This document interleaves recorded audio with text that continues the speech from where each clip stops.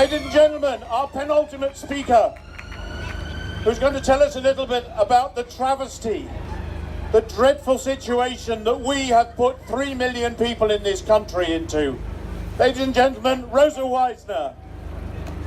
Hooray! Hello, this is the best march ever. I'm incredibly honoured to have been asked to speak about the In Limbo project. In Limbo began from a Facebook group of EU citizens, and there are now 2 books, In Limbo and In Limbo 2, a collaboration between 5 million EU citizens living here and British citizens in Europe. These are not political essays. They are deeply personal accounts from the people most directly affected of what it's been like since the referendum cast into doubt the right to free movement, and with it, our security, our futures, our families, our friendships, and our homes. In Britain, EU 27 citizens have, eventually, been offered the chance to apply for settled status.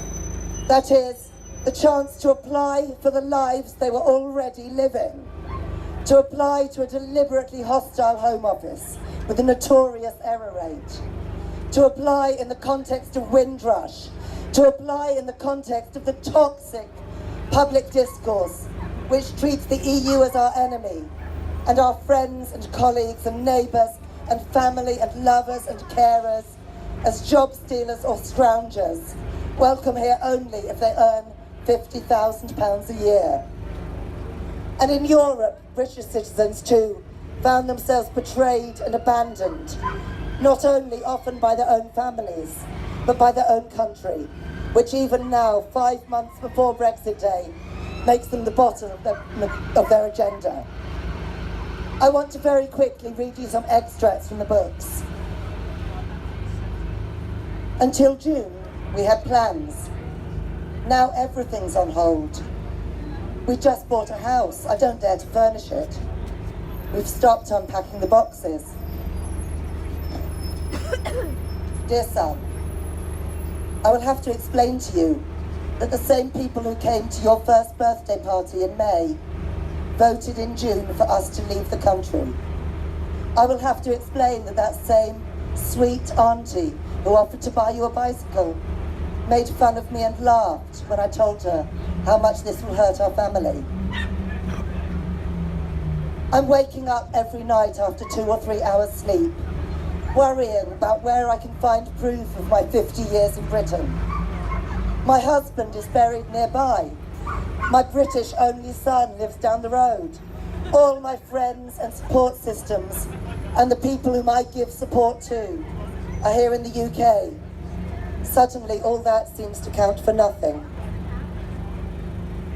My eldest asks me not to speak French when I pick him up from school.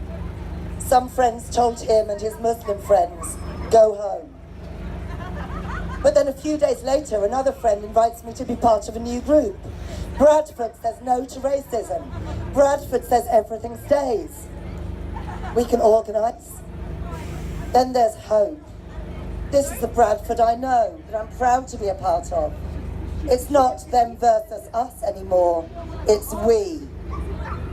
The EU is not just about trade deals, it's the gift of free movement. The In Limbo project smashes the xenophobic Brexit narrative, which tries to determine how we talk about each other and how we treat each other. It speaks of real people, betrayed, heartbroken, angry, afraid, and organising.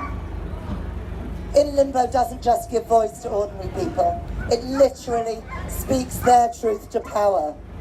All the individuals who have crowdfunded the project and brought the book, you have paid for 1,000 copies to be given to politicians. And on the 10th of October, the In Limbo project has been asked to speak and present its project to the European Parliament. At a time when political projects based on fear and on contempt divide us, grassroots projects like In Limbo are a candle in the darkness. When ordinary people speak together and act, each doing one little thing, We have more power than we know.